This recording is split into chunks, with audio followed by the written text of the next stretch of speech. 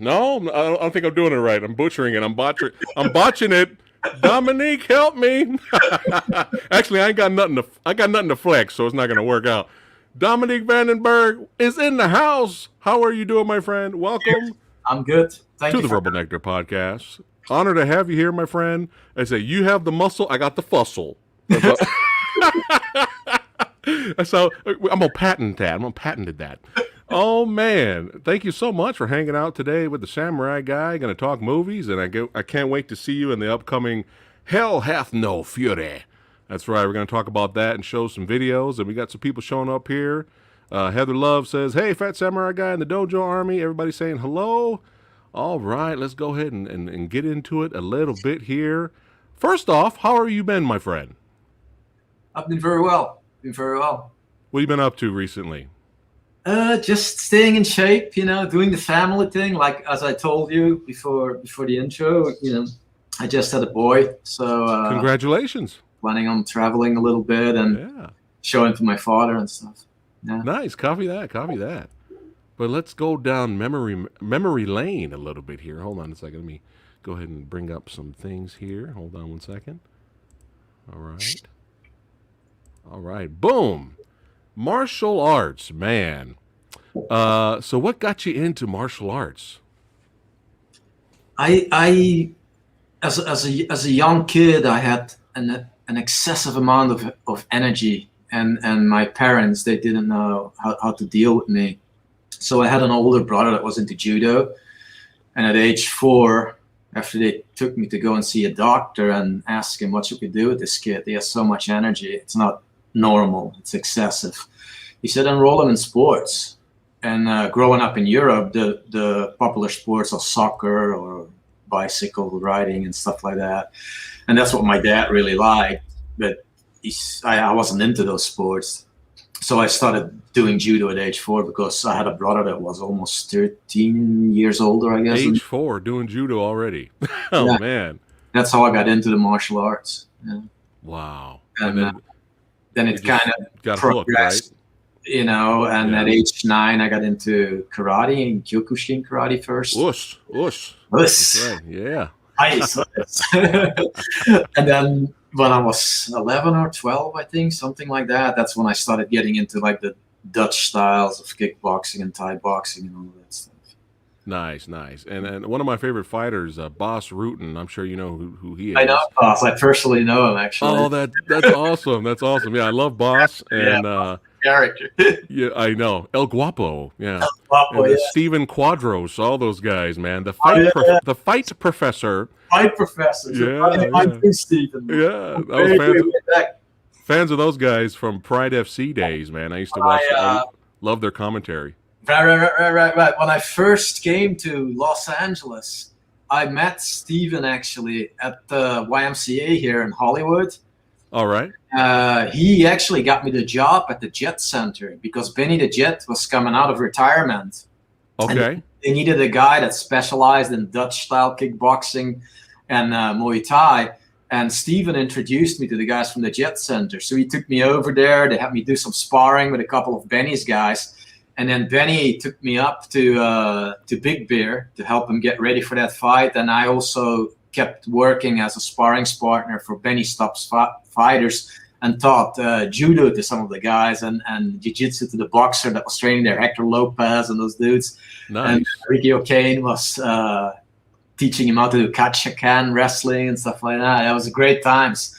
But that's how far back Steven goes. We're talking more than 2 decades. Nice. Yeah, and I enjoyed their commentary for Pride FC. The fights, him and Boss were hilarious. Yeah, they were playing well with each other. Those guys. Oh, it was so funny. But Boss, he's legit, and he always said that the best fighters some of the best kickboxers in the world come from Holland and Dutch.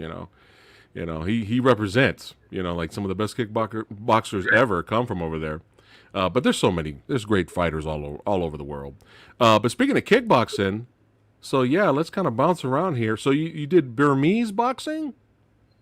A little bit of Thai? When I was in the Foreign Legion, my first fight back, because I had a really bad injury, and that's how I ended up in the Foreign Legion. Right. I wrecked my leg really, really bad, and I had a fracture in my hip too, in my. It was a car accident, right? Yeah. Oh, And man. and then when I got out of the hospital, I didn't really know what to do with myself. It was kind of like, what am I gonna do now? You know, the doctors told me no martial arts, full contact sports, we get kicked in the leg. Yeah. And that's when I started reading up, you know, about the Foreign Legion and all of that stuff, and that's how I ended up in the Legion. But my first leave when I was in the Legion, I ended up going to Thailand. Okay. And Sensei Smith, which is a Dutch Kyokushin and kickboxing champion, him and Sensei Roberts, who's a South African judo guy, they set up a fight for me. It was a bare knuckle kickboxing fight. Yeah. They didn't necessarily call it Burmese boxing because the fight was in Thailand, but it was bare knuckle and it was similar rules to Burmese. It was, you know, it was a 5-rounder. That fight was 3 minutes, and you could do headbutts and throws and stuff like that. Oh, so like a little bit of Lithway there. Similar, yeah. A little, okay. Yeah. Wow. Yeah. That's pretty cool, man. So you're just getting back into the fight game. How cool is that? It was really strange because once I got to Thailand, Sensei Smith and Roberts told me, they said, Dominic, I think we messed up. They pushed the fight by, I think it was 4 or 5 days or something like that. Oh, okay. And I'm like, F me, you know, I gotta go back to the Legion because Right. I'm gonna be late if they push Right. the fight. But I was already in Thailand. I'm like, you know what? I'm just gonna do it. I figure if I had to get back on a Friday around noon to Calvi, which is the place on the island Corsica where the Legion is stationed, if I have to be back there by Friday, there's no way I'm gonna make it back. Even if you know, I take the same day that I do the fight, I take the plane, I will get there Friday around midday or something like that. So Right. once I got back to France, I realized, F this, I'm just gonna stay the weekend in Paris, get drunk, have some fun, and go Right. back on Monday. Because going back late on a Friday or getting there on a Monday, I'm gonna get Legion jail time and maybe a beating anyway. Right. Right. So I figured I'm gonna stay in Paris. And while I was in Paris, the show in Bercy was going on, the Nuit des Arts Martiaux, they call it. And I was drinking, you know, already in the middle of the day as soon as I got back. And I met some firefighters in the bar that were having fun too. And they said, oh, you know, we started chatting and stuff like that. They found out I was a Legionnaire. And a lot of French people, they like Legion guys. Sometimes Right. they're afraid of them, but they like them at the same time, kind of. Yeah. So I got friendly with those guys, bought them a drink. They bought me a drink. They said, hey, we're doing the fireman security at the Bercy, the Nuit des Arts Martiaux. There's another Belgian that's going to be there. You know, we can get you in. And I Yeah. told them I don't have tickets and stuff like that. They said, no, we'll put you in a fireman uniform and you can do the patrols with us, which is completely illegal. And those guys risks their jobs. They give you a fireman uniform and all of that stuff. And I went backstage with them so I could see the show. So while we were doing the patrols backstage, I bumped with one of the firemen, to Jean-Claude Van Damme, because All right. he was there at the night, the Nuit des Arts Martiaux, to promote his movie. In Europe, it was called Full Contact. But Okay. in America, the film was called Lionheart, I think. Okay. Oh, wow. Around Lionheart time. So, All right. so you know, we bump into him. I talked to him a little bit in Flemish because it's like Dutch, the language that I grew up speaking. Okay. And I think he thought I was just one of the fireman guys. And he was kind of like, wait, this guy's a Belgian guy? He's working as a fireman in France? He had no clue I was a Legionnaire or anything like that. But we chatted Right. a little bit and stuff like that. Gave me his phone number because he was staying at the George 5. Yeah. And then he just went off to do his demonstration and all that stuff because, like I said, he was promoting the movie Lionheart. Right. And it's funny, when I went down to the place with the other fire guy where we could see the big screen before he started doing his demonstration, on the big screen in that movie, Van Damme was playing a Legionnaire that was AWOL, which was so bizarre. And he was wearing the green beret of the 2 Rep. That's right. Yeah, that's right. Airborne regiment, the only airborne regiment and special forces trained regiment in the Foreign Legion. So I'm like, this is so bizarre. And then the next day I called him before I went back to Calvi, and he was still half asleep and groggy in his hotel room picking up the phone. I think he had a late night or something like that. But that was so bizarre, you know. And then I went back to the real world, which was the Foreign Legion, getting back to Corsica, and then doing my jail time and all of that stuff for being a couple days late. Right, right, right. you know. Wow, wow. He's ran into Van Damme. Stuff, Are you you are you a fan of a lot of his movies? Or are you kind of picky on which ones you like? I, you know, because he is from my country too. I think what he has done is fantastic. It's unbelievable that a guy from a small country like that comes to America with no green card and all of that stuff. So yeah, no, of course I'm a fan. You know, Oh yeah. Being in the industry for 2 decades, I know when you make it in this industry, you gotta have thick skin. You know. Yeah. It's not a given. You got to really work hard. Yeah, yeah, yeah. And he's made some classics, man. Kickboxer, Bloodsport, all that stuff. Oh, all of that stuff. Yeah, yeah. Classics. Yeah, and when I told the guys in the Legion, you know, this guy from my country that, you know, because I used to read articles about Van Damme when he was competing in semi-contact and contact karate in Belgium and in Europe and stuff. Right. He became a champion, and then he started fighting in kickboxing, but the kickboxing without the low kicks. In Europe, they call it boxe américaine, which means American boxing, which is kickboxing, no low kicks, no elbows and stuff like that. So I would see him sometimes in the same magazines in Belgium that did a write-up about me. And I knew who he was, but I didn't know he had become a movie star. And when I met him there, I was like, wow, this is pretty, you know, good for the guy. That's very, very cool. Right. Now, that kickboxing record that they have of his that's on the internet, so that's all legit. I'm going to tell you right now, I know a lot of people say Van Damme might be not legit or stuff like that. Van Damme is legit. There you go. I read stuff about Van Damme in newspapers and in magazines and stuff like that way before he became an actor. Yeah. Van Damme was I think it's called semi-contact or contact karate. He was Belgian European champion in that. And then he was second in the world championships. I think it was in Florida in boxe américaine. You know, it was as an amateur. He wasn't a professional fighter in the kickboxing, but Van Damme was a legit champion. He's a legit martial artist.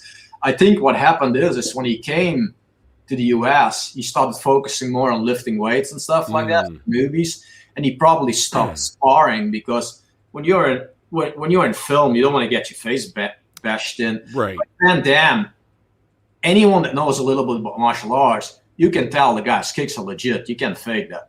Oh, no. And if Van Damme wanted to go pro in boxe américaine, if he had worked on his hands a little bit, he could have done that like Bill Wallace did. Because Bill Wallace had great kicks.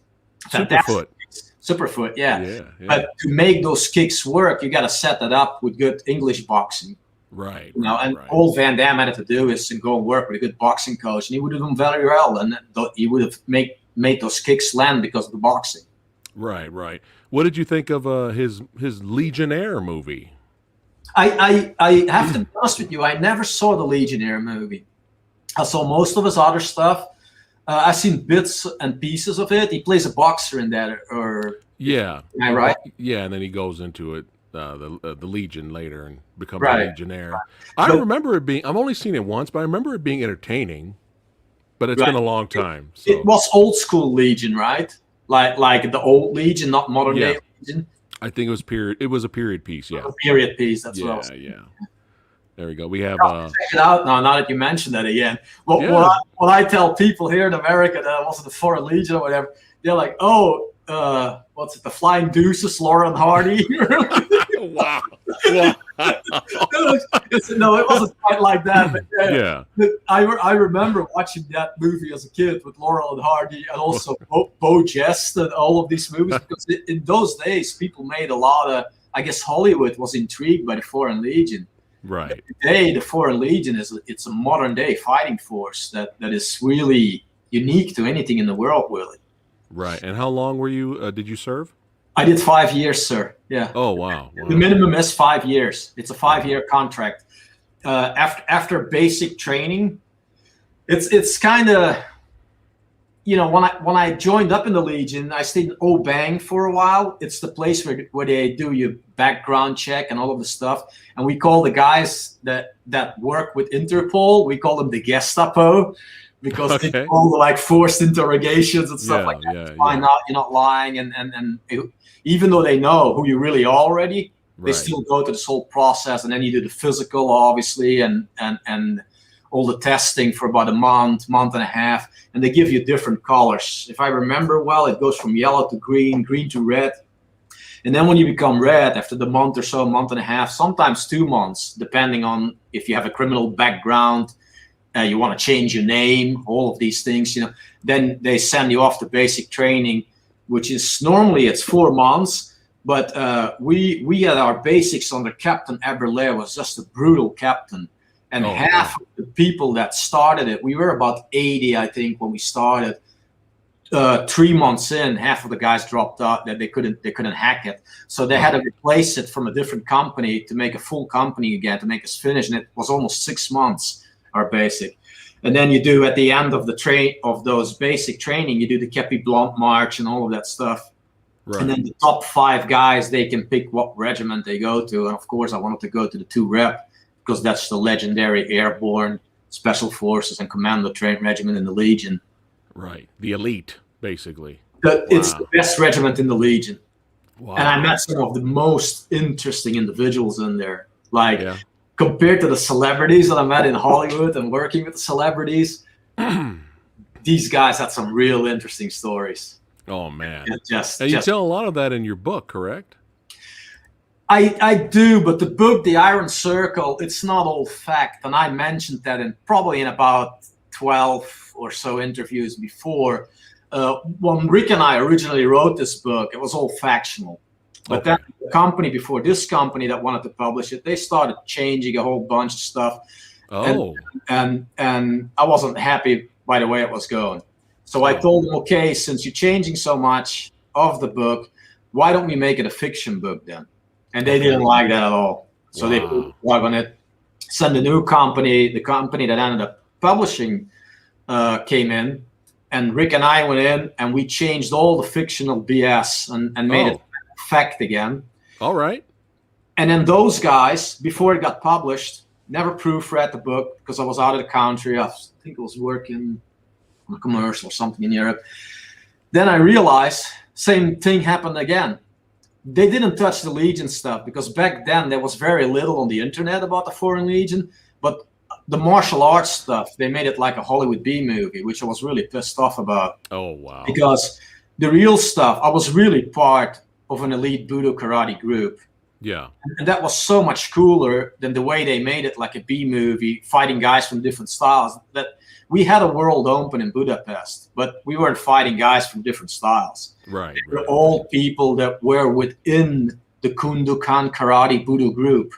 And that had no relation to the Okinawan Junukan or the Kyudokan groups. Those are different karate groups too that are mainly focused on Goju Ryu. Yeah. The Kundukan Budo group under Mikio Sensei, it combined Goju Ryu and other karate styles, but also old school Kodokan Judo and Kito Ryu Jiu-Jitsu. So all of the guys within the group had to be brought in, have a background in karate and judo, and then be invited in by people that were already in. But it was really hardcore, full contact, bare knuckle. Ooh. But just like it says in the book, we weren't fighting guys from other styles. That's the other writers that came in that quote unquote came to clean things up or script doctor it, and they messed it up. It sounds like they just watched Bloodsport and they're like, hey. Yeah. A friend of mine mentioned that. He said, these idiots must watch Bloodsport and thought, They loved you in Mortal Kombat and they were like, hey, Mortal Kombat, let's use that plot synopsis. No, I totally agree. I mean, even though go ahead. You know, the book is still a really good read. Okay. It's entertaining. And all of the stuff that is Legion or my childhood, they didn't touch on that stuff. Good. Because like I said, back then, there was nothing on the internet about the Legion. It was a very mysterious organization. So they kept the story that's spot on. So that's all still legit. That's legit, yeah. Nice. Awesome. Cool. Mm-hmm. All right. Even though you're still in shape and you're still a badass, do you miss competing? Well, after the war in Yugoslavia, I went to Thailand. And I loved the competition, don't get me wrong. I loved the preparation. I loved the discipline. I loved the fighting. What I didn't like was the slimy promoters and managers. Once you start winning fights and they try to sign you up for 2 and 3 and 4 years or whatever. I wasn't there for that. Yeah. I was living in the boxing camps in Thailand. to forget about the memories in my mind, the memories from Yugoslavia, from the Legion, all that stuff. It was like a decompression chamber for me, living in the camp, training, the discipline. On weekends, I would sometimes go out to go to the temple. I got into Buddhism and all of that stuff. That was all very, very cool. But after a while, they kept pushing me so much, the slimy promoters and managers, to sign me up, that I thought, I'm done with this. And that's when I came to the United States and started my life here. Right. And, ended up in the movie industry by fluke, really. Oh, wow. Okay. So it wasn't like a goal. It just kind of happened. Well, to be honest with you, sir, the skills that I learned in the Foreign Legion, they don't apply to anything really in civilian life. If I first came here, I could have got my green card and maybe become a cop, but that's not my character. I'm not a volatile individual that wants to give tickets to people for jaywalking and stuff like that. That's not who I am. The other work or job that would apply to would be security work, which I did for a little while, but it doesn't pay very much. And when you work for celebrities doing bodyguard work, it's like babysitting.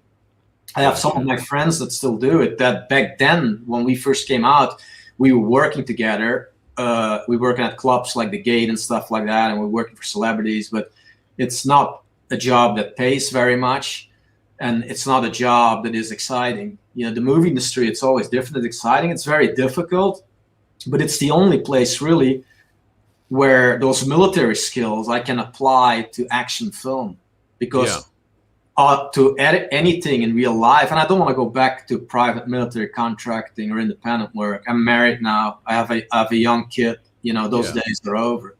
Yeah, copy that. Joe here, Shipley, says, "What an amazing guest." You got some fans showing up here. Thanks, Joe. I appreciate that, mate. Really appreciate it. But yeah, I mean, it's awesome, your martial arts journey. That's a pretty awesome story. And look at this guy. Look at this guy. No wires. No wires. On those rocks in Corsica. Is this one? Is this your sensei? That's my current sensei now. That's Gomio Hiroshi Sensei. He's an unbelievable karateka who approaches karate as a Budo karateka too. He was the top student under Yoshiaku Chujikawa. And Chujikawa was 9 dan directly under Kenwa Mabuni, who created Shidoryu karate. And Chujikawa was the only one under Mabuni that kept it Budo karate. All the other top students of Mabuni, they changed, even his own kids, and they made it into like sports karate. Yeah. Chujikawa Sensei, he kept it real hardcore Budo karate. And Gomio Hiroshi was the top student of Chujikawa Sensei. So it comes direct from that lineage, Right, copy that.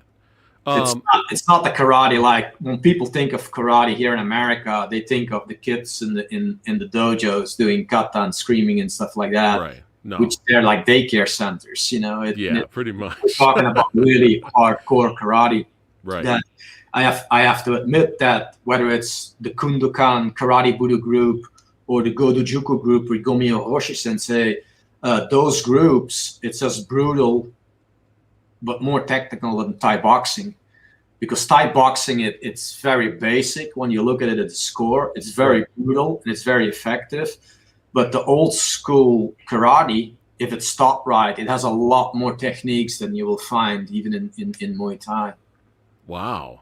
That's awesome. That's awesome. So is this still happening here? March with the Devil? That's a documentary. That's out. I think it's available on Amazon. I'm not sure. Okay, so just check Amazon. Salmon King directed that, but it's very artsy. It does, it shows some of my Legion pictures and stuff like that. Yeah. But it's more of an art piece than a hardcore Legion documentary. Salmon King did that before he passed away from cancer. Sorry to hear that. Lynch, sorry to hear that. So this is just kind of like a little taste. It's a little taste. Okay. Talks. It's like a long interview, really, but it had some cool stuff. All right, I'll still try to check it out. Awesome. But yeah, of course, my introduction to you, and it was funny because when I was did the trailer reaction with Jesse V. Johnson last week, right? I mentioned it to him. I was just like, now that I have the legend here, Everybody, man, when Mortal Kombat came out, and it came to that scene in the banquet scene with Sub-Zero was over here, and this badass came out, this guy, and did like some amazing shadow boxing, and it was just like, it was so fast. What was that, like 8 movements in 1 second? Like, it was ridiculous. And me and all my friends. On the road back then. That was my first job in the movie industry. Me and my friends was like, Sub-Zero would have got his ass whooped. Like, we said that in the, when we got out of the theater. We still say it now. We still talk about it now. We're like, there was no way Sub-Zero. That's why he had to cheat. You know what I'm saying? He had to be way over there and cheat. Yeah, it was like, no way. He was gonna get destroyed. But yeah, how was? Did you meet? Did you meet Jesse V. Johnson here on the set of Mortal Kombat, or you guys met up later? No, yes, sir. That's what we met. Jesse and I met on Mortal Kombat, and we hit it off right away because he's into film. He's into a lot of the old classics like myself, Seven Samurai, Yojimbo, all of the, and we liked a lot of the similar stuff, and we just hit it off. And we both, when I did Mortal Kombat, I had the bug. I'm like, you know what? This is what I want to do for the rest of my life. I survived all this crazy stuff in the Legion. This is what I want to do, and I'm just gonna go for it. Yeah. Jesse and I, over the years, we kept working together. We started off doing little reels together, doing a short film, then the first feature film, The Honorable, all that stuff, and we just kept working together. Nice. And it's awesome. You guys work great together. It's like every time I watch Jesse's movies, I was like, there's Dom. Kicking ass, taking names. Oh, wait a minute, hold on. Wait, what? He's in the chat. Jesse's in the chat right here. What's going on, brother? Hope you're doing well, my friend. The real thing, the legend, Love Dom. Have him talk about his character in Hell Hath No Fury. We're leading up to it. We're gonna get there. Yeah, and definitely enjoyed you in this. And like you were saying, you started getting in the industry and doing stunt work and stuff like that, and martial arts work.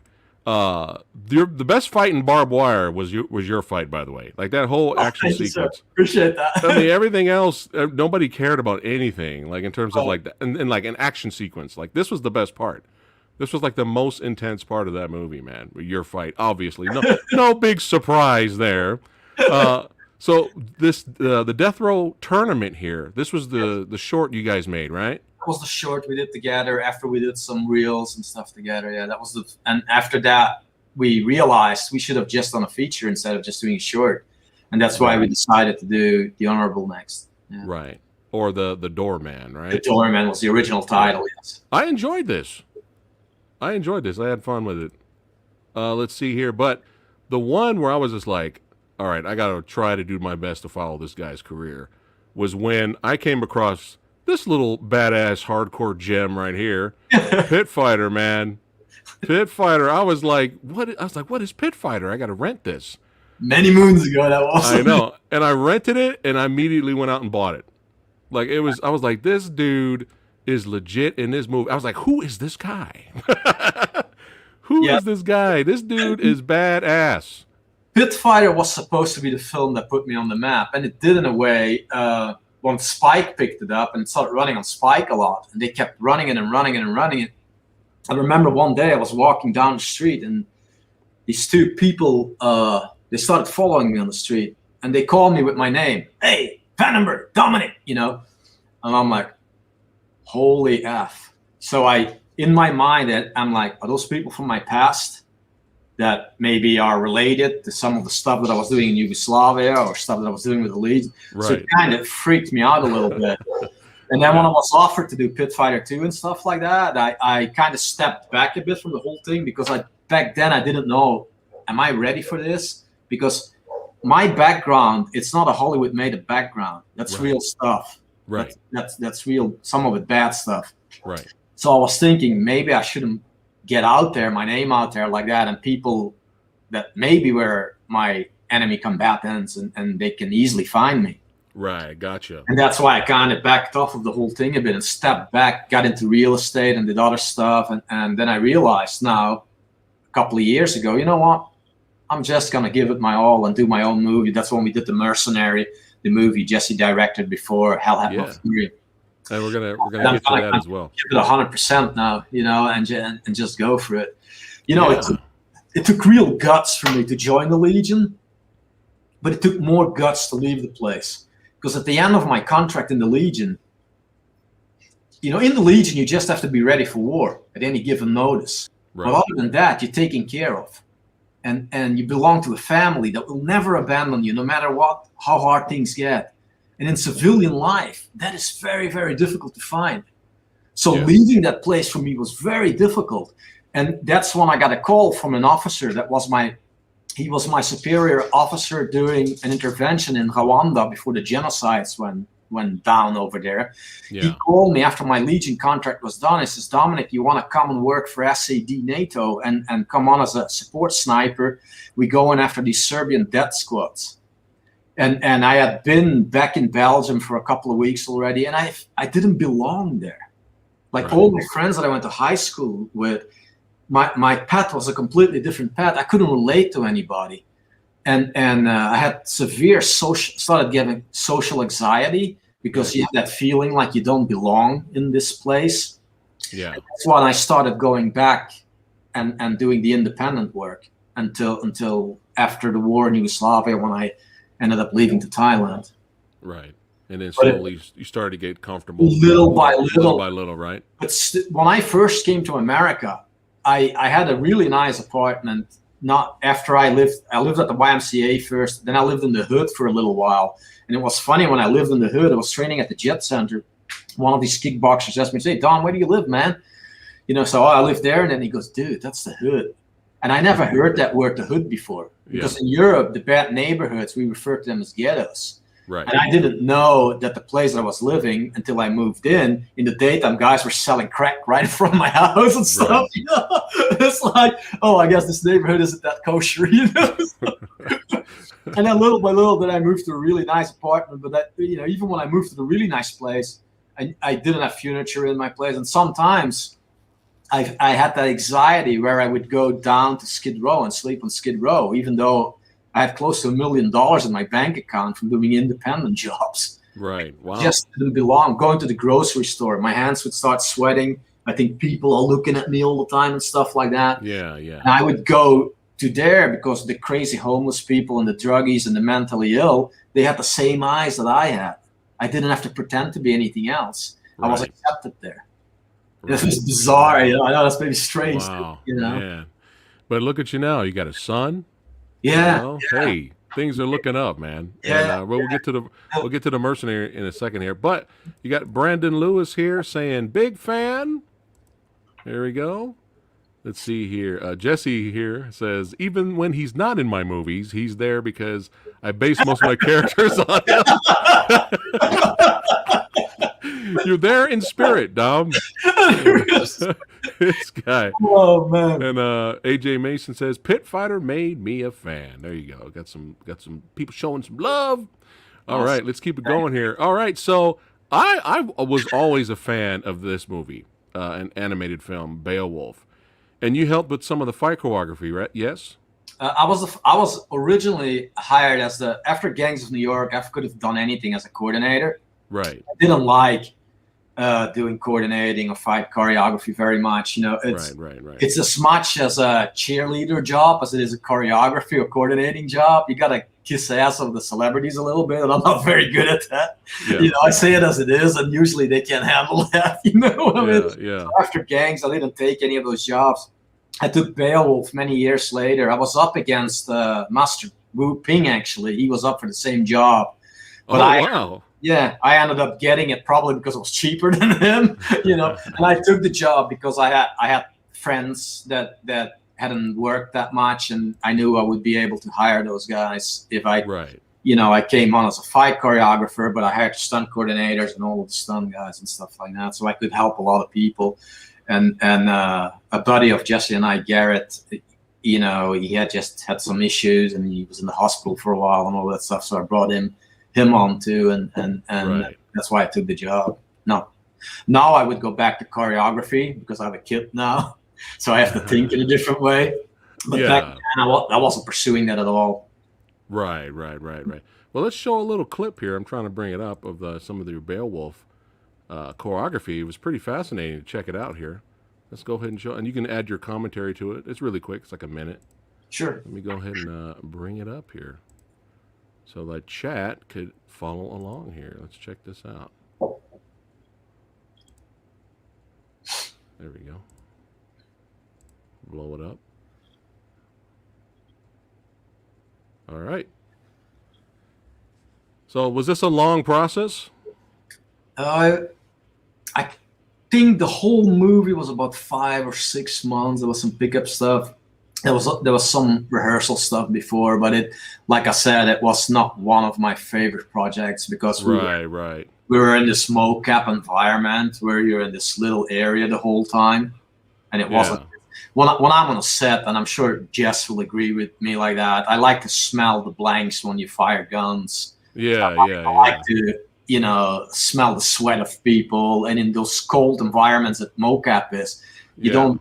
It's very different, not a real environment. I like to really feel and be there when I'm on set. Right. Man, you got wire work and everything going here. This is crazy. All right. All of each experience brings a different memory, brings a different thing. And in the end, like I said, I have no regrets in my life. Very few people can say, I should have done this. But even from the mistakes that I made in my life, and I've made plenty of them, it gave me wisdom in a weird sort of way. Yeah. Each time you learn a little bit and you move on and try to learn whether it's a good or a bad experience, and if it's a bad experience, try to not have it happen. Right. This is still phenomenal stuff, though, man. Thanks. I really appreciate that. Nice. And let's have some more fun here. I want to go back to... Let's get into this here. Sorry, I've been watching some Iron Maiden there. Hold on. I used to listen to those guys when I was a teenager, rocking out of it. Hey, all right. Doing my shadow boxing and stuff. hey. That's why you're my guy. All right. So before I play this for chat that's watching, you want to explain the concept and what this prison fight put together, and what was this all about?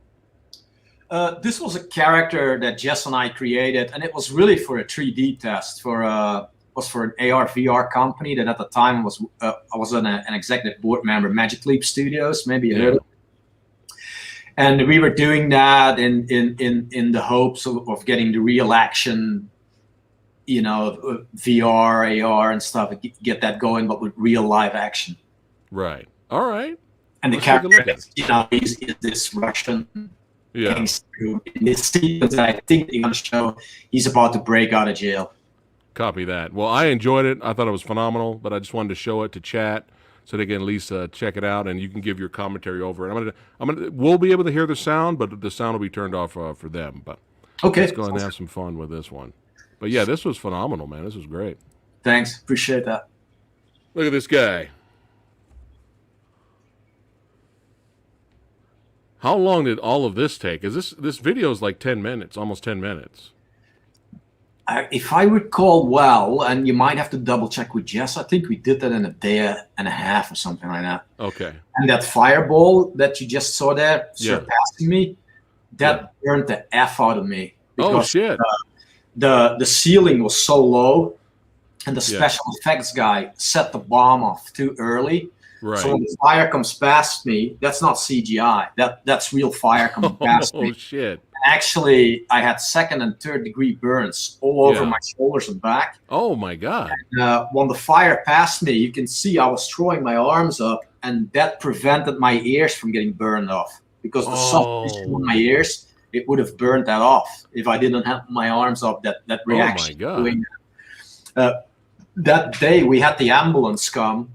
I was outside in the ambulance for about a half an hour or so. They treated me, and then I went straight back and we finished off.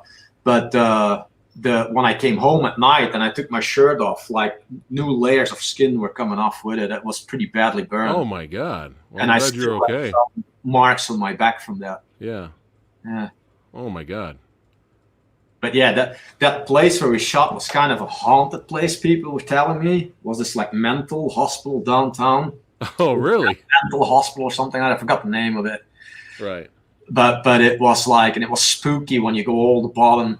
And they had all these beds still there where they used to tie the people to the beds. And, Yeah. Oh my God. Confirmations and stuff that Yeah. they're mentally ill. Yeah. They would put them in ice beds and stuff like that. It was really eerie place. Now all these stunt guys you're working with, you guys worked with this in Jesse's movies before? Yeah, China McCoy right there in that scene. Okay. He's the guy that I fight in twice, I guess, in Pit Fighter. Right. He's the main guy that I fight in Pit Fighter. Put on that rear naked there.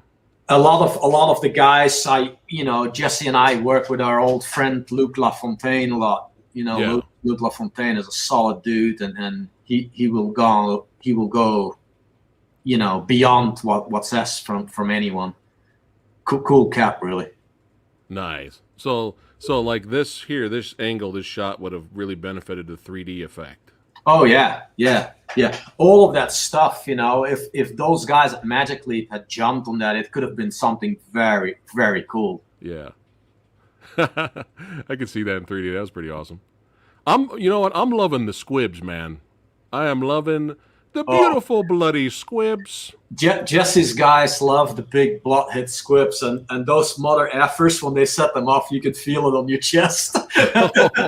It's not like really getting shot. Those experiences too. I got blasted as you saw. Oh, that was nice right there. But it still gives you a good impact. Those big squids that Jesse likes to put on me. Jesse knows he can push the envelope with me, so. You didn't really have to act that much. You didn't really have to act that much. You just felt the impact. It's like, oh, Dom, that animal. Just put some bigger squibs on him. When did this? I love that right there. When you hit pound the ground, that's great. Boom, love that. When did this come out again? When did you do this? Oh, I think that was. You have to double check me on that. Okay, I'll have to double check. I think it was 2013. Something like 2013. Because to be honest, man, to be honest, oh God, that was like 50 hit combo right there. That was insane. Oh no. Oh, what did Phil do to you, man? Oh, beat up Steve and Hank. Oh, take that, Hank. No, the only reason I'm asking because I'm wondering. If the Netflix series, the Netflix Punisher series, actually it was Daredevil season 3 on Netflix. They have a prison fight, and it's all one take. And this is kind of reminding me of it. I wonder if they saw this, man. I saw a movie with I forgot what the name is, but it was with Jason Statham and The Rock in it. And there was a few sequences in there that looked just like the sequence. Oh, that's right. You're right. I didn't see the whole movie, right. But someone mentioned it to me, and then I looked it up on YouTube, and I'm like, wow, it looks like they watched your stuff, and maybe they must have, man. Borrowed a little bit from it. So right now, even though you're holding him up, you're still feeling the impact from the squibs. Not the squibs that are on him, you don't feel, but when they put them on your chest, that's when they put bigger loads on it. Right. You can feel it. Like in Hell Had No Fury, the squibs that they put on, I could feel those mother efforts. Nice. I can't wait to talk about that when we get to it. I'm sorry, I just had to show this to Chad. No. Commentary. Totally. I'm surprised you did. The whole research. I really appreciate it. Most people they just go straight to whatever they're promoting. But I really appreciate you giving me the opportunity to show all this stuff. Yeah, man, you got a legacy, my friend. People will go back and look at that. Hell yeah, this is amazing. That's an interesting camera angle. I like that camera angle. Man, this brings back memories. I gotta tell you, this is phenomenal, man. Like this is phenomenal. Like this is great. This is great stuff. Terry, no.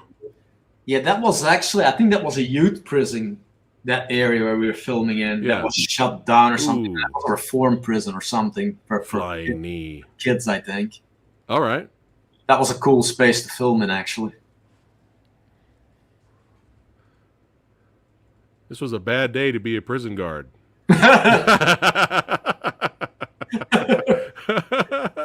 You know what this is? This is one of those, whoever survives this, it's It like was super it's like- hot day we were filming that, and those poor bastards were in those heavy outfits. A couple of them passed out actually because they were wearing all that gear, and it was a super hot day. And a It's couple like- of the dudes they went woozy, you know, because they're in these hot black outfits. right. So they got dehydrated, huh? Yeah. Look at that. Yeah, whatever guards survive this, you know it's going to be one of those, don't tell anyone this happened. You can see the marks there on my shoulders. Yeah. Those are real burns from that burn. The Dom pose. Boom. Now we got the music pumping up a little bit. What's this song from? That was a French rap song that Jesse found somewhere. Oh, all right. Yeah, French. I'm pretty sure it was a French lady rapper. All right. I can dig it.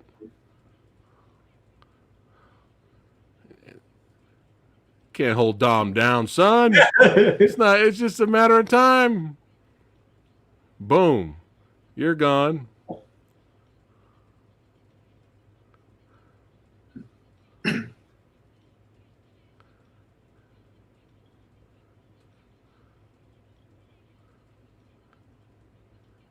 Whee! Oh. Yeah, those guys earned their keep that day. A lot of those, because it was 3D, the filming. Yeah. It had to be real contact on the guys. Not Oh, wow. Real not full contact. Nice. 100%, but at a good 50%, because the way it was shot, if you don't make contact, you know, it would read on camera on 3D. Right. Distance, you know. This guy took Gotcha. that kick on the top of his helmet. So you really making an impact on these guys. I did, like I said, I don't go. Right, I'm not trying to right. knock these poor bastards Oh, out, jump but kicking it. make some contact, because if you don't, the camera would read that you're not making contact. Look at him showing off. Look at that. Nice. That was phenomenal, my friend. Man, that brings back memories. That was phenomenal. and this one fight was better than the entire movie of Snake Eyes. All right.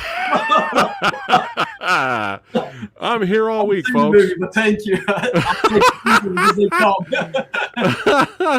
was phenomenal. I just wanted to share that with chat there. But yeah, we'll briefly talk about your Gangs of New York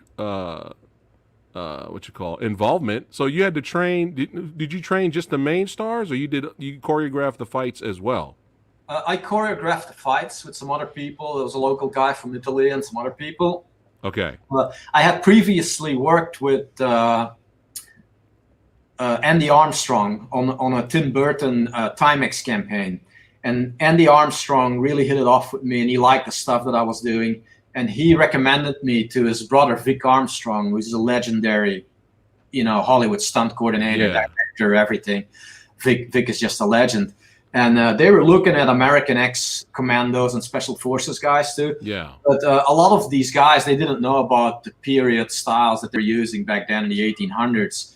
And I, as a kid, I trained in catch wrestling, because the butcher's father that I was an apprentice under when I was going to butcher apprentice school, he was a catch wrestler, and he taught me catch wrestling.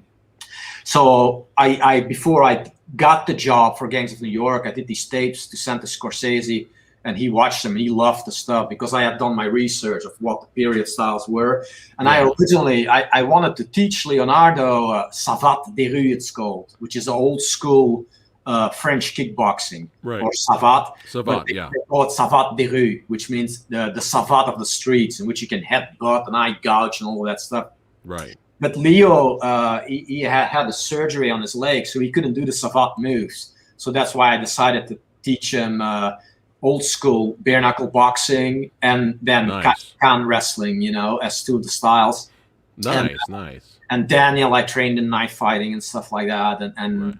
you know, got those guys ready to choreograph everything and do all of the fights. Liam, he had just come of a motorcycle accident, so he could barely walk.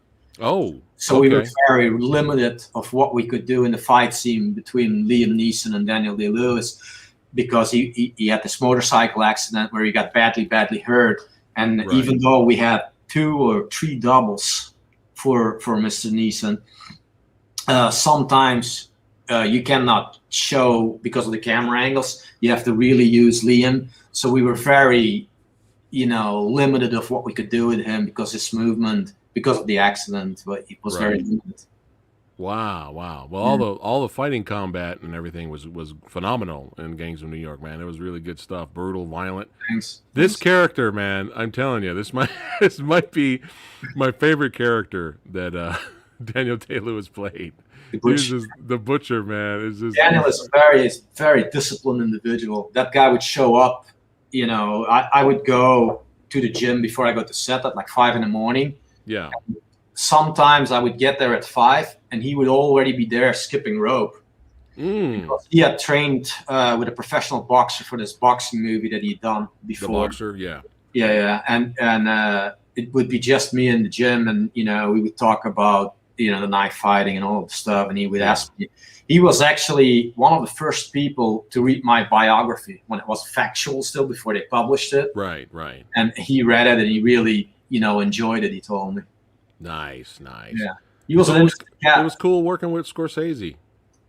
Yeah, Marty, you know, not kissing ass here, because I said no to other jobs that I was offered with him after. I really enjoyed working with Marty, and, you know, he's one of the all-time greats. Obviously, it was really a great experience. Thanks to Vic Armstrong, of course, who, you know, I always have to be grateful to that. Vic and Andy Armstrong were the guys that brought me in. Yeah. Shout out to the Armstrongs. Oh yeah, Scorsese's movies are just amazing. Like, really. Yeah, that was a trip. You know, we were there for, I think it was about 10 months or something like that in Italy, which was pretty awesome. And in the morning, before I go to the gym on set, I would go for long runs on the old Appian Way, and those were the same roads the gladiators would take into Rome before getting to the Colosseum. You know, and it running on those roads and thinking in my head what these guys might have been thinking on their way to the Colosseum. Right. You know, it was like just a great feeling. Yeah. You know. Copy that. We got Alien Agent here. That's right. Yep. You're a badass. You're a badass in this, man. Sartak. Sartak. Badass. Right. Sartak. Alien Agent. We got the Hitman Diaries. Yep. And Green Street Hooligans 2. This was a fun fight. I love this opening fight here. I forgot about that, man. I've been doing so much stuff with Jesse, I realize, you know. And The Perfect Sleep. I enjoyed that fight with the big man there. I liked your dialogue with him. You're like, you move pretty good for a big man, but something like that. Yeah. I'm gonna end it now. It was something cool like that. And then I love how after you beat him and knocked him out, you did a little shadow boxing. Right. That was cool. He just Gary walked off. Oldman did a whole skit on that movie. It's on the internet somewhere. Really? Yeah. You should look up Gary Oldman and Bas Rutten talking about The Perfect Sleep. There's a whole skit that they did. It's funny as hell. I gotta see that. Yeah. Bas beating up on a dummy. And Gary I gotta see that. Oh my god. And stuff. Yeah, it's funny stuff. Oh, how funny is? Oh, I gotta watch that. So out of Alien Agent, The Hitman Diaries, Green Street Hooligans 2, and The Perfect Sleep. Any of those you have like this one? This one here is one of my favorite fight scenes I've done. They're all kind of equal. That's a tough, you know. That's tough, huh? It's tough to pat yourself on the back, you know. Because a lot of times when you do independent films or lower budget films, you don't have the time that you should be having to do what you really want to do. Right. And then you go work as a coordinator or whatever, or actor on a really big movies where you have all the time in the world, but then you have a star that has 2 left feet that doesn't want to do the practice. Right. And here you have 10 days to shoot one fight scene, but you have Yeah. a big star actor that doesn't want to put in the time to rehearse and do all that stuff. So it's a give and Yeah. take kind of thing, you know. I'll say it's all equal. I'll give you a break. You enjoyed all of them. You enjoyed all the fights. Speaking of masters that are, masters of their craft, how did you hook up with Yuen Wu Ping, man? With True Legend. Yeah. I got a call from a friend of mine. God, I'm blanking right now. Big Mike. Big Mike called me and he says, Dom, you want to come out to China and do a fight scene with the main character in this new Wu Ping movie? Yeah. And I'm like, China? Not that keen going out there for that long and stuff like that. But he said, yeah, David Carradine's in the movie. And I'm like, wow, I used to watch the Kung Fu series when I was a kid. So my nerd came out in me. Oh man, I gotta do this. So I said to Big Mike, I said, okay, Big Mike, just sign me up, whatever it is. I can get beat up by a tranny or whatever, I don't care. Do whatever you need to do to me. I'll come down and I can hang out with David Carradine a little bit. Yeah. Oh, okay, cool. Oh, that's pretty funny. The thing on the movie is that they didn't use me more. I got really sick on that movie. Oh, okay. Like the first day that I got to China, I went on a run and I got lost a little bit and it ended up being a 2-hour run coming from California there in the mountains, super cold, and I just had like a tank top on. Yeah. So the second or third day that I was there, I got sick and they wanted to give me medicine and stuff like that, but I'm not big on taking medicine. I didn't want to take any medicine. Right. And then the virus or the cold, whatever it is that I had, turned into full-blown pneumonia. So by the time it was time for me to start doing my fight scenes, I could barely walk. I was that sick. Right. And, oh my God. By the time the movie was my stuff was done, when I flew back on the plane, I thought I was gonna croak being on the plane. I thought I was not gonna make it back to LA. I felt that sick. Oh my goodness. So when I got to LA, I went to my doctor here right away, and they took the X-rays and stuff like that. And I had spots on my lungs the size of quarters. It had turned into full-blown pneumonia. Oh my God. My doctor told me, says, Dominic, if you stayed there a week longer, you would have probably died from that virus and pneumonia that you have. Wow. So I came back home and my wife saw me. I lost like 10 pounds or something like that. And I was in bed for for me to be in bed for 2 or 3 days on vacation, it takes a lot because I'm kind of a guy when I get sick, I eat some oranges. Yeah. And I train the same way that if I'm not sick, I hit the bag still every day for an hour and a half and go running in the morning and at night for sparring or whatever. I do the same thing, sick or not sick, but I was knocked out in bed, just really, really sick. But that being said, the memory of drinking vodka with David Carradine on set at 9 a.m. in the morning, that was priceless. He had a flask in his pocket. He goes, hey, Dominic. He's like waving me over. What's going on, Mr. Carradine? And he goes, here. And we would take shots of vodka at 9 a.m. on the set, It's like, that's badass. Yeah, you started calling him Kane, later, like, Kane, how you doing? In my head, I'm like, holy crap, I'm talking to Kane, the guy that I watched on the Kung Fu series when I was like 10 years old or something like that. You're talking to Bill. Talking to Bill. It's kind of a surreal moment, Oh, that's at least you got a good story out of it. That and killing James Caan in another movie that Jesse brought me on, where I think he was a stunt coordinator on that. If I'm not mistaken, you should double check with him. Okay. It was a movie called For the Love of Money. It was a female director. And Jesse said, hey, Dom, you want to come and kill James Caan for me? when he told me that, and I'm like, James Caan did something wrong to you, Jess? In my head, the old soldier comes out. He goes, no, Dom, in the movie. I said, sure, come in. And that was a cool scene. You bust in the door and shoot James Caan when he's in the bed. And I'm like, hey, man, I got to kill James Caan for the Godfather. It's like that was a really cool moment. Oh, wow. It's a trophy for your fireplace there, man. Oh, how funny is that? Hey, if Jesse's still watching, he should just bring you to every meeting, every industry meeting he has. Bring you with him, and you don't say anything. You just stand there. Just stand there. Whatever you want, Jesse. Whatever you want here. You know, it's funny. You know, when I go on the set and stuff, it sometimes doesn't seem real. I understand I'm a blue collar actor, 2 decades of struggle, auditions, lots of rejection. Yeah. I'm still that guy on the set. The producer walks right past me to shake the hand of that better known actor or star that is standing right next to me. And in some people's mind, I'm just that small part B-movie actor, a failure really by Hollywood standards. But what nobody talks about is that by losing and feeling what it's like to fail, you really find out what you are made of. It will bring the best out in you and show you real character. Show what you're made of in bad times, you know. You know, people that have easy success, fame and money, that will never teach you that. And in the end, you know, it will leave you ill prepared for the tragedy that life really is. And it will hit you so much harder in the abyss of old age and when your end is near than a guy that had to come up struggling like that. You know, Right. So deep down, I'm glad that I came up the way and that it took that long for me. Because a lot of my Legion brothers and guys that I worked as an independent with, they're not here anymore. When I joined the Legion, you know, I was prepared to finding a good debt. You know, for a 2-rep Legionnaire, a good debt is supposed to be the warrior's greatest accomplishment. You know, surfing the war zone, looking for that perfect weight you can catch that can give you that ending, but it never came. You know, and I realized, man, I'm 25, 26, I'm still alive because I didn't think I was going to live past 25 when I joined the Legion.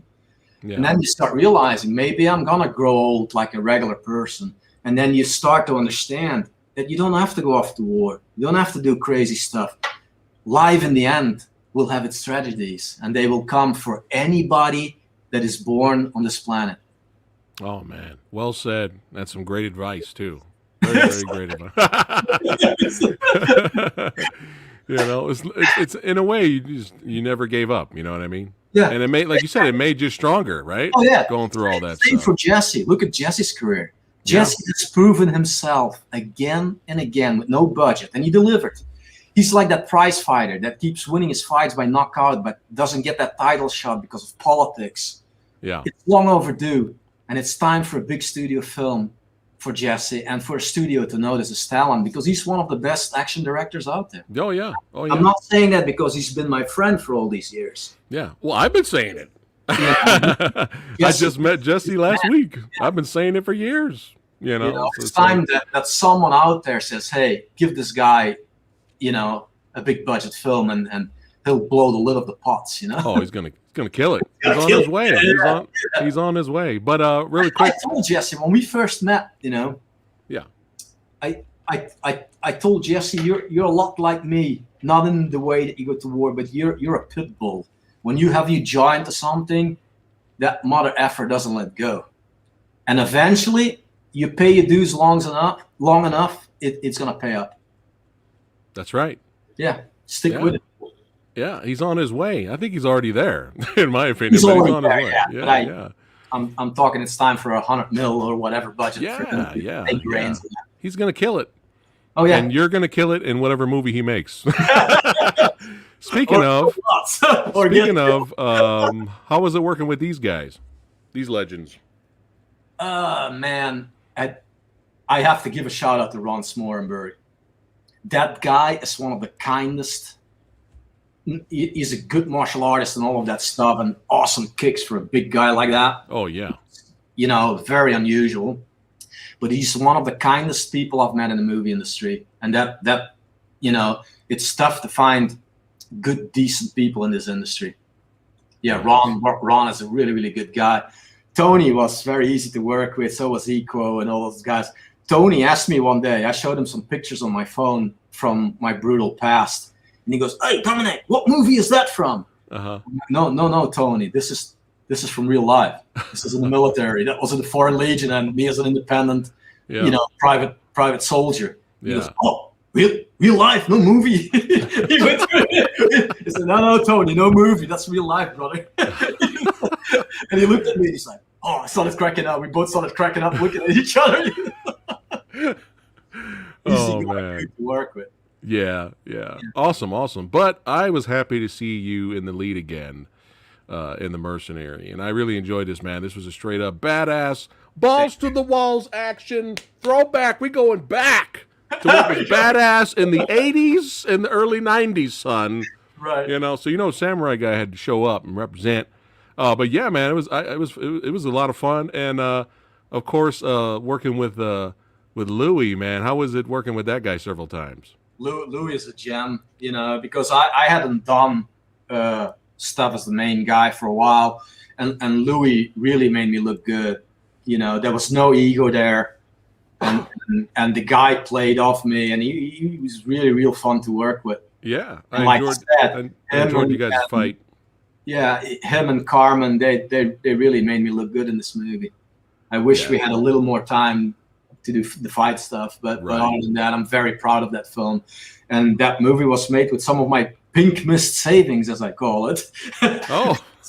Savings from the years of making Pink Mist and some other people that believed in me putting some money into this thing, you know. So no, I'm very proud of this film, and it was great to get to team up with Jesse again. We had a different director attached to it before because Jesse was busy doing back-to-back movies, but no one can pull off the action like Jesse does. Couldn't, you know, the other guys couldn't do it. No. You got a Boomrock here saying The Mercenary was awesome, top 10 worthy from last year. So he's a fan. But yeah, you know, it's these type of stories, they never get old. You know, the whole redemption story. The Max character, I created that character for a graphic novel that I was working on. Oh. And then when the company that was going to do the graphic novel, they pulled the plug on it, and I was devastated because, you know, I had the graphic novel was called Vive la Mort originally, but the Max character is one of the characters out of the graphic novel. And what we don't explain in the first Mercenary movie, when the Max character gets his throat slashed in the sequence, he actually dies there. And when you see him walk to the burned out wasteland, he's in purgatory, walking through hell. What we never explained in the movie is that the Max character is, they called passengers. And they're people, when they get killed, they can travel back on another person that is about to die's lifeline and come back to life. So when the priest finds him in that alley where he finds Max, that was a druggie dying there from an overdose. And the passenger character that is Max, he travels back on that druggie's lifeline that is about to die, and the body of the druggie transforms into Max. He's part of this. He's part of this old group of people that are called passengers.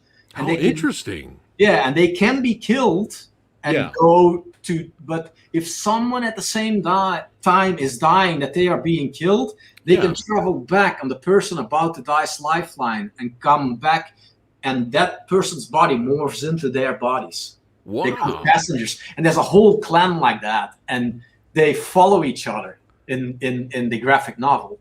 Wow. Yeah. That's fascinating. Wow, that's like a totally different It's a totally different take on it. Wow. But like I said, because of budget constrictions and all that stuff, we couldn't go. And hopefully, if we do Mercenary 2, we can go into the whole passenger background. And then also, because these guys, they're not immortals, but like immortals, they're 100-some years old. Okay. There we can go visit the early days of the Legion, the modern Legion, him as a mercenary. He's getting a family. His wife gets old and dies. His kids get old and dies, but he keeps living. So he keeps rejoining the Foreign Legion. So we can show the whole Legion history from the beginning during Cameroon, during modern day Legion. Wow. Yeah. That's really fascinating. Oh, there's no maybe. Jesse, you going to make that happen, sir? Make it happen. I hope Mercenary 2. It's confirmed right here on the channel. No, I was kidding. Fingers crossed. That's right. That's right. You heard it here first. But yeah, you know, the whole redemption type story, I enjoy that. You know, it never gets old. It never gets old, and I have so much in common with my life. The whole thing, it's redemption. Whether it's the Legion coming back into civil life, being able to move on. When I first, on the first months that I was in America, I would get calls from friends that were still independent soldiers who work as private military contractors in Africa and stuff like that. And they would offer me jobs. It paid a lot of money to go and pink mist some clown somewhere. But I didn't want to go back to that lifestyle.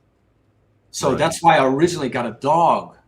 And by having a dog, a pet, the dog needed someone to take care of him. I couldn't go off and get shot up or killed to that lifestyle. And that's the reason that kept me here. And I always kept on getting dogs. Because the animal gave me something that I had to take care of and stay here. That was before I was married and did not something like that. Yeah. But that helped me redeem myself and not go back to what I was doing for a living before. Right. Wow. Well, you got to love animals. You know? Yeah. They become family over time. You know what I mean?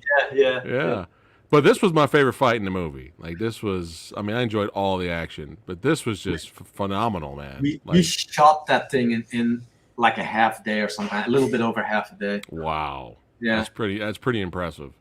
Yeah. But now, bam, going back to World War II, son. Hell hath no fury. That's right. Hell had no fury.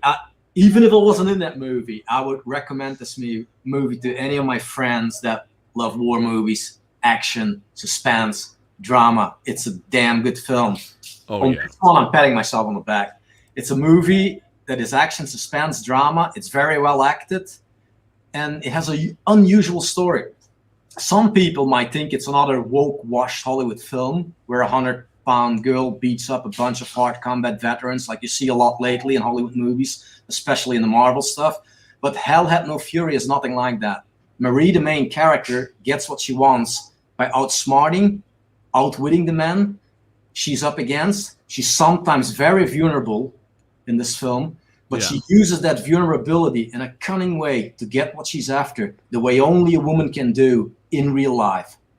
It's not like she's going in hand-to-hand combat with these guys. Right. She finds her ways that are very cunning and to get, where she wants to go. Yeah. That's what makes it so cool and different from some of the woke stuff that is out there. And, when I saw the trailer for the first time with Jesse last week, it was phenomenal. It was a great trailer. And we're going to watch it again before I let you go. Yeah, awesome. But the first time I watched it, not once at all did I think woke. No. Not once. I was just this looks great. Trailer the first time when they put it on YouTube and some people were writing stuff, and I said, these guys have no clue, because you have to watch the movie to really, it's very, very different. It's very well directed.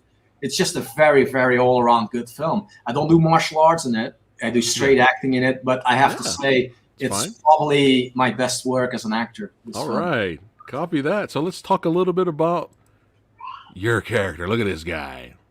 Clement. Yeah. Without spoilers, because we want people to see the movie. But Jesse, his comment earlier, I was going to ask this anyway, Jesse, but he's like, have Dom talk about his character. When I read a script, I always analyze the character. If I'm about to play someone, I dream about how he would be if he was a real person, and I build a separate story around him that is not necessarily talked about in the script. I draw from that to create a more nuanced individual. So to me, Clement, as it was in the script, he was a French freedom fighter. But in my mind, he was a soldier during World War I before he fought in World War II, because he's a little bit older. Yeah. So in my mind, he was a French Foreign Legionnaire fighting the Germans in the trenches during World War I. Right. That was Clement for me.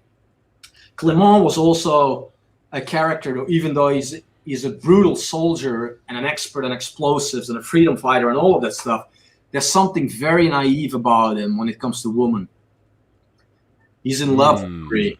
He would do anything, for Marie. And when he finds out that Marie thinks that when he didn't show up to the pickup point, that he betrayed her, that devastates the guy. That's the love of his life.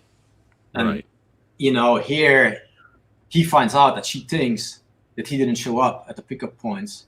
He was just following orders. Right. No, that he was supposed to be there. He thought she was taking a different way to come to where the whole group was. Gotcha. So this is interesting already. Like from how you described, like there's history on this guy. He's a little bit older. There's a history on this guy. He's a little bit been through some older. shit. By the time he becomes a freedom fighter for World War II, he was many years before. He was in the trenches during World War I, stabbing people to death with a bayonet.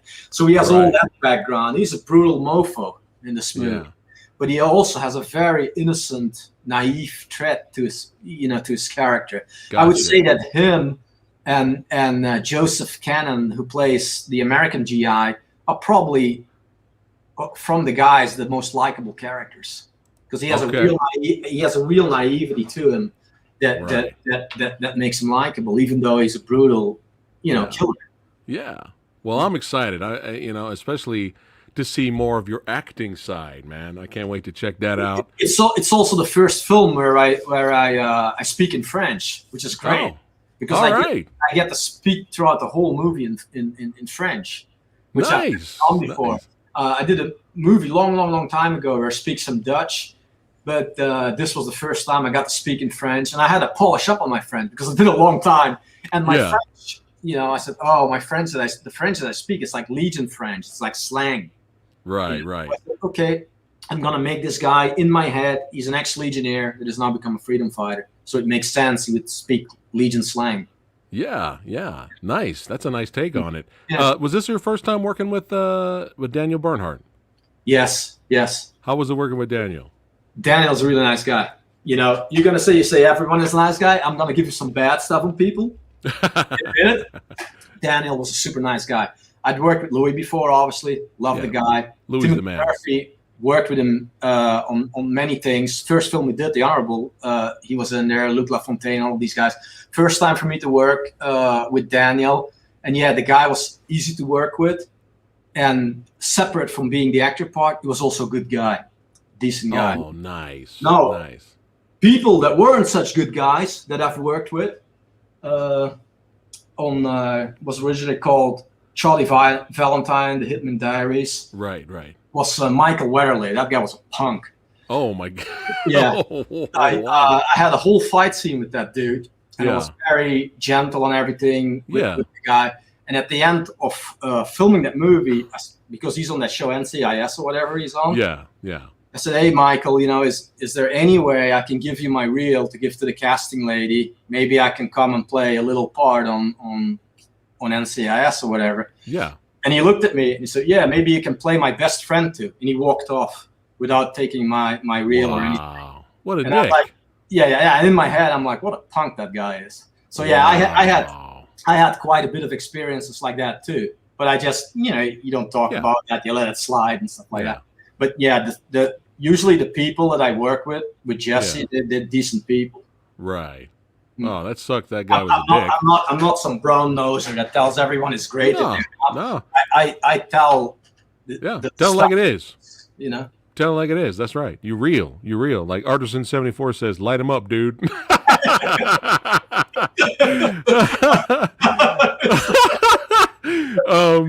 We have Nate Dogg says, Dominique is such a down-to-earth type of guy. I love the interview so far. Well, I'm glad you're enjoying the interview, Nate Dogg. Thank you. But we've come towards the end. I am excited to see Hell Hath No Fury. And just for fun, me and Dom are going to watch it again with you guys. We're going to watch the trailer. Not the whole movie, sorry. You got to pay to see the movie. Pay to see the movie. But yeah, man, let's check this out. And then we'll let it be a wrap for today because I know you're an extremely busy guy. Brand new dad, so I know you're really busy. Yes. My baby is right there waiting to eat with us. Oh, okay. Let me hurry up. She's very respectful. She doesn't eat, even if I work 16-hour days and I come home at 1 a.m, she will not eat until I come home and eat. It's unbelievable. Wow, look at that. I tell her, don't wait for me. She says, no, I want to wait for you. That's a special moment that I got. All right, let's have some fun. Let's watch this again. Have a good time here. Hell Hath No Fury. I am excited. Let's go. You want to tell us where that gold is? Maybe we can all go home. I'm doing my best to remember. I promise. If I were you, I'd keep real still, Marie. You gotta love Louis, man. Louis is great. That guy's great. Awesome, dude. And like I was saying with Fighting is Jesse, over. man, Freedom. like again, the cinematography is really good in this movie. Ne tire pas. Je suis résistante. Then we're going to tar and feather that girl. She begged us to help her. Promised the major buried treasure. Nina reminds me of Margot Robbie a bit. This will not end Yeah, nicely. yeah. No gold, Major. You're the one that told us there was gold here, For Marie. that gold. Oh shit, he's coming, the man. Oh, there he is. There he is. Ooh, They here waiting for us. was that you rolling in that hole She's there? a liar. Holy shit. Hitler's elite guard. Think there's a chance they just pass us by? Hell no, they're coming. We will let you live. You gotta help us kill Candy, these Nazis. candy. You said you can shoot. The question is, can you really? Let's go. If we ambush them just right, they die. We won't stand a chance. Dude, these are my kind of movies, man. I love shit like this.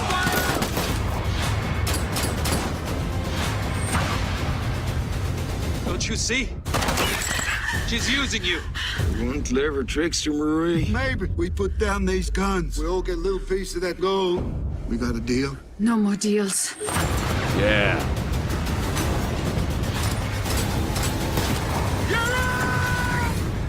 Yo.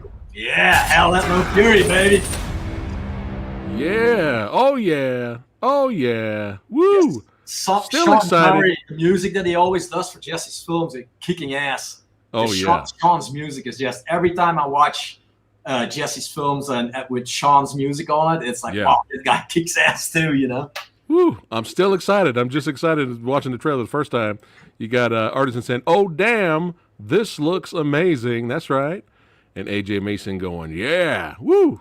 Love stuff like this, man. So this is the perfect way to end the interview. I could talk to you all day, brother, and talk movies and martial like- arts and One more thing before I take off. I Go write ahead. poetry too, and you can check it out on YouTube. Some of it is really hardcore, but okay. guys that like poetry, want to see the poetry that I write, please check it out. Do you want to Thank give you. us something? Thank you Give so us much. something right now Yeah. before you go. Do you want to give us a poem before you go? We think we can write the future for ourselves, but that's never really the case. Even when you do everything right or you think you are, life will throw things at you that are unpredictable and you can't control. Love it. Love it. I had to blow you up there. You had to get, you had to get deep here. We had to get deep. Love it. Thank Dom, you. Brother. Appreciate Dominique, Mr. Dominique, again, it was an honor to have you here, my friend. Uss. And like we say, all uss. that. Yes. No more stretching. I won't do any bootleg. I'm going to botch it. I'll let you do the stretching. Thanks for the opportunity. But yeah, man, like we tell our guests, make this your second home, my friend. You're welcome back anytime to promote anything or just to hang out and talk movies. Anytime, my friend, you're welcome back here. Anytime. And chat, everybody watching, make sure you support Hell Hath No Fury. Buy it, see it, spread it. Let everybody know. Let everybody know. All right. And if God willing, if everything works out this week, we will have Nina Bergman here in the Movie Dojo. That's right. This Wednesday. She's extremely busy, but I'm trying to get her as well. So more. This Hell Hath No Fury week, son. That's how we rolling. So stay tuned for that interview as well. That's right. Support Dominiquie Vandenberg. Check him out for the future films he's going to be in. Go ahead and go buy them back catalog as well, because we all know when the magic happened. That's right. And if you don't own Pit Fighter, son, you're not an action movie fan. You want that action movie cred? Go out and buy Pit Fighter and The Mercenary. All right, Dom. I know the little one's hungry. Thanks, I'm sorry. brother. Thank you Thanks very much. again. I'll see you Appreciate next that. time, my friend. Take care, brother. Thank you. All right. Uss. Us.